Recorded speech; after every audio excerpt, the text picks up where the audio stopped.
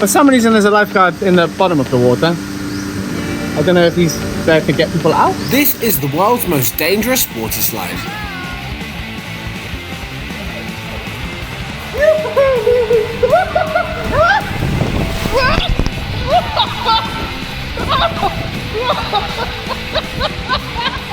Oh my god, this is so dangerous!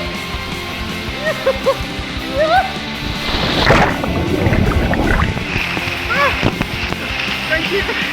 Why is there a lifeguard down there at the bottom? The water is so shallow, he's there to catch you so that you don't hit the floor. The most dangerous water slide I've ever been on in my life. Let's go again. Nope.